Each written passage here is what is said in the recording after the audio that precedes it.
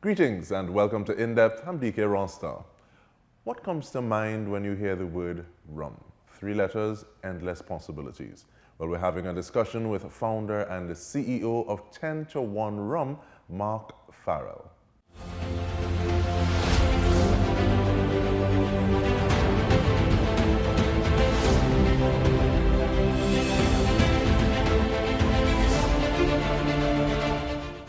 So apparently it's been a busy itinerary thus far, but thank you for making the time, Marc. How you do? Doing great, thanks, DK, and appreciate you making the time to chat with me today. Definitely, when you say rum, you say But chemical engineering to a rum salesperson, what are some of those stops or mileposts along the way? Yeah, I feel like chemical engineering, rum salesman makes a lot of sense on the surface, right? Though actually, I'm actually applying a fair amount of that old knowledge when you start to talk to people about some of the magic of 10 to 1, the beauty in the blends, the esters, the volatiles, some of those components. But between those sort of bookends, if you will, a lot of twists and turns in my professional and personal journey. So again, born and raised in Trinidad and Tobago, proud Trini, CICO boy. Left here to go to college and studied chemical engineering at MIT, which is my kind of first stop in the US. Went along to Cambridge in the UK, studied public policy there before I moved back to the US and started my early career. So I was in management consulting, venture capital for a few years before moving back to Boston to go to business school. So I went to Harvard for business school from 2008 to 2010, a long time ago now, feels like a lifetime ago. And then really kind of began my entrepreneurial pathway in earnest. So I had a sports and media company for a few years based in New York, really kind of focused on the sports e-commerce landscape. And then most recently, prior to 10 to 1, I was actually in Seattle. I worked for Howard Schultz, the founder and CEO of Starbucks, was part of the executive team there for a few years before deciding to kind of strike out on my own. Now, I think in a lot of ways, what's the through line across all those different stops, if you will, because they don't necessarily feel like they make that much sense when you look at them sort of at a high level. But the things that they kind of reinforce to me, my love of consumer. So love creating product, things that are tangible, things that you have a chance to share. In this case, you're talking about something you put in people's hands or in their glasses. Love brand building, storytelling. And I think the Starbucks piece of that journey really reinforced the value of doing those things in a way which is authentic to who you are, where you're from, and some of the things that you care about. I want to go to brand and telling a story. Mm-hmm. But before we do that though, give me an idea of the mental place that you're at, the mindset to say, okay, well, I want to do something for me. Because many times there'll be people who go through an education system and they say, okay, well, I want to have this piece of paper so that I can be employed, as opposed to create for my own, strike out. And what was your mental process like? Yeah, I mean, and I think by the way, to be clear, to me, there's virtue in both paths, right? I think it's a function of what motivates you, what drives you, where you see the opportunities to make the most contribution. And even when I thought about 10 to 1, I mentioned my time at Starbucks prior to this.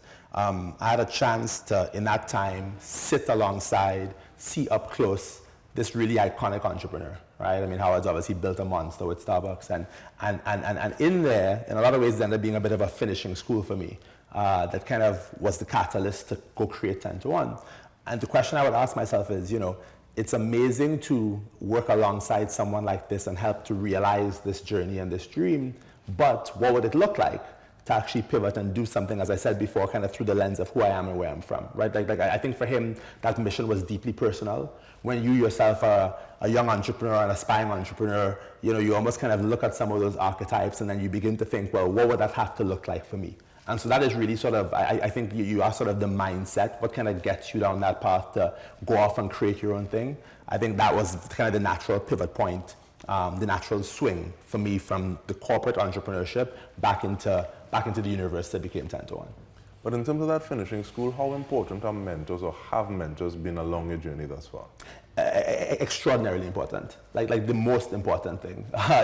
If I kind of reflect on my journey, whether it's academically, professionally, or otherwise, I can sort of draw a map for you from the time I was 2 years old in Montessori school here in Trinidad. Gail Cabral, Auntie Gail, was still very close to today. My parents were incredible. My aunts and uncles, brother, family, and friends, some amazing professors, and then some of those professional mentors you've had along the way. People talk a lot about this idea of having a board of directors, you know? Whether you have a small startup or a large conglomerate, right? Who sits on your board? I think there's a lot of magic to having a personal board of directors as well, right? So who are those folks who are around you who, you know, keep it real, right? They kind of give you the unvarnished truth. I think in particular when you're on that entrepreneurial journey, you have to realize that things are very rarely as good as they seem, and they're often not as bad as they seem either, right? And so kind of who helps you to kind of calibrate, reinforce the positive, triage the negative, and sort of keep you marching forward on that journey? Advisors, mentors, advocates, whatever you want to call them, to me, the single most critical ingredient to success. And with that, I want to go back to finishing school and then thinking to yourself, how can I do that in a way that articulates my ethos, my energy? So some people would say that Starbucks sells coffee. Other people push back on that. I'm sure you'll be able to tell me more and carry it. But in terms of articulating yourself, your ethos, your energy as a tangible product, how do you go about building that brand? Yeah, well, so I'll use the Starbucks example as a quick sort of anchor, if you will. The folks who say that are right. Starbucks is not the story of coffee. Starbucks is, if you ask Howard, the story of community. He wanted to create the third place. So you had the home, office, and then that third place. This is back in 1987 when he bought the company, right? And so then coffee ends up sort of being that sort of core, right? Which really kind of anchors you in that sense of third place. So it was exactly that experience, that observation. I probably walked into Starbucks thinking it was about coffee, had a chance to understand really from an entrepreneur's perspective, right? What kind of matters most to him or to her. And that's a little bit of what I kind of extracted for 10 to 1. So 10 to 1 is actually quite similar in that way. I mean, yes, for sure, the rum is the core anchor. It's the offering, the product. It's, you know, the most awarded rum out there on the international stage today. But 10 to 1 is also about much more than rum. It's actually a story of culture, right? When I think about how rum has been perceived, and I'm not talking about Trinidad here, I'm actually talking about sort of further afield, where for so long the narrative around rum has felt so limited, so narrow, so constrained. It always feels like it's either tied to some old colonial vestiges or some spring breaky caricatures or what have you. And my argument, and I hope most folks who are listening here would agree, is that if you look at Trinidadian culture, if you look at Caribbean culture, we have so much more to offer the world than that. We have no shortage of inspiring stories, incredible heroes, this really rich mosaic and tapestry of people. Take those stories and tell those stories instead. And so if you think about 10 to 1, and now that I've said that, if you look at what we're doing with 10 to 1 through that lens, you actually start to see something quite different. Yes, it is rum, of course, and you have to be product first, product focused, product led, but there's this much broader fabric that surrounds everything that we've done, and that kind of ties back to your own personal sense of purpose, if you will, for any entrepreneur, and certainly in this case with 10 to 1. And with that in mind, many times you speak of a rum and you're speaking of a specific jurisdiction, but 10 to 1, it seems as though you don't approach it like that. Mm-hmm. Was the rationale behind that? You know, with 10 to 1, when I wrote to the first business plan for 10 to 1, I talked about this idea of beauty in the blend. It's a core calling card. It's part of our DNA even today. Now, the rums themselves are blends. I thought that if you could create these pan-Caribbean blends, pulling together, different distillation methods, different provenance, different terroir from around the region. By the way, those are not words you typically hear associated with rum, right? Yeah, well, we were going back in them. But people now we talk about things like, their whiskeys and their wine tastings, and those are the words, very curated, very sartorial. That's what you tend to use. But rum is as dynamic, if not more so, a category than either of those two. When you look at the different range of folks who are in the game, whether it's in the Caribbean basin, in Latin America, and even further afield. And so a big part of, that idea of beauty in the blend wanted to lean into that perspective in a very intentional way, right? Now, going back to what we were talking about 2 seconds ago, if you take that same concept, beauty in the blend, and apply it to everything that we've done from a brand perspective, you see the same thing shine through once more, right? We kind of believe that 10 to 1 has this very uniquely curated table. We want to give everybody a seat at that table. Different cultures, communities, perspectives, right? All around this table that we call 10 to 1. Again, that blend story features very prominently, both from a liquid perspective and from a brand perspective as well. And with that, we take a short break. We are speaking with founder and CEO of 10 to 1 Rum, Marc Farrell. Stay with us. We return with more.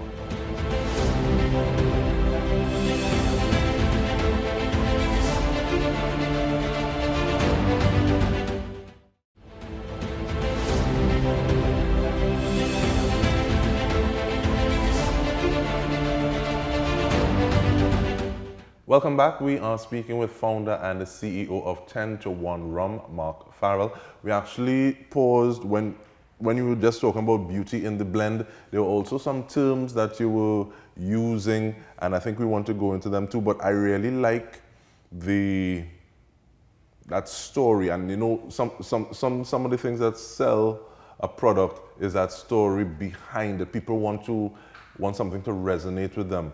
Because you're saying this and I'm thinking 1 from 10 leaves naught. I'm thinking 10 to 1 is murder. I'm thinking Professor Nettleford, who's saying if we don't all hang together, we'll be hung individually. Mm-hmm. And it just seems as though this story is almost like a lot of gestalt effect, more than the sum of its parts coming in. It's exactly that. And it's funny that you kind of brought us back there, because when I tell the story of 10 to 1, where the name comes from, right? I mean, it is very much in that spirit. We kind of flipped the 1 from 10 leaves naught idea and put it back together, right? This idea of 10 becoming 1, this belief in community, strength in numbers, the fact that we are all stronger together than we are apart. That is a message that, of course, kind of at its core, right? It's not just a Trinidadian message, but certainly a Caribbean one. But it's one that we believe, I mean, if you look around the world that we're in today in 2023, that's a message you should be able to take anywhere, right? And so yes, you start with this idea of the blend from a product perspective. You begin to think about it through the lens of the brand from a community perspective and all of those things. And even when you think about stitching it all together with the name, the inspiration, you're right. I mean, people fundamentally, of course, want to have a great product, but they want to understand your reason for being. They want to understand your purpose, your why. Is there something there that they resonate with on a personal level? I think if you have that, if you can deliver that, then it only sort of begins to catapult what's already an amazing product into the everyday sort of consumer zeitgeist. And that is ultimately what we're after. But the Federation was supposed to be 10. CARICOM 14, something 15. How do you go about saying, okay, well, this is one that I want to use in my blend? What was that like for you? You mean in terms of sort of choosing specific countries or what have you? Yeah, I mean, so first of all, for us, it's not a literal interpretation insofar as, every one of our rums has 10 islands in it. No, man, but in terms of saying, okay, well, we want to make product, but we want the product to taste good, as opposed to just having that story. Of course. So how do we go about saying, okay, well, I like this one, and I'm going to try to pair it with this and see what that blend tastes like and go through. Because even more than one jurisdiction will have more than one offering. No, absolutely. So, and this is where I think some of the magic of the category, some of the fun of the exploration comes into play. Some of the old chemical engineering roots certainly will make a difference, right? I always tell people, if you compare, for example, Jamaica and Trinidad, right? You look at the geology of Trinidad versus the geology of Jamaica, soil composition, when people talk about things like terroir, right, and how that will manifest in a product that you create, anything that is of the soil, you'll see a difference there. If you look at the distillation methods, again, Jamaica leans into the pot distillation method. You look at a place like the Dominican Republic, which may lean far more column. You look at Barbados, which is all going to be molasses-based rum, versus a Martinique or Guadeloupe, which is agricole, which is sugarcane juice, pressed sugarcane juice. You have this sort of like decision tree of different options that are available to you and different choices you can make, right? And even the profile of those rums might be different. Some might drink in a more robust sort of fashion. Some might drink a little bit drier and more lean, like a Dominican rum, even a Trini rum on some level. Jamaican rums have more volatiles, more esters that are attached to them. And so when you begin to kind of deconstruct what each of these different elements bring to the table, it's almost like members of a band, right? So somebody's on the lead, somebody's on the mic, somebody's on the guitar, somebody's on the drums, And I think actually whenever you see people kind of taste through 10 to 1, you actually kind of see that experience. It's a very nuanced, I say it's a very undulating drinking experience.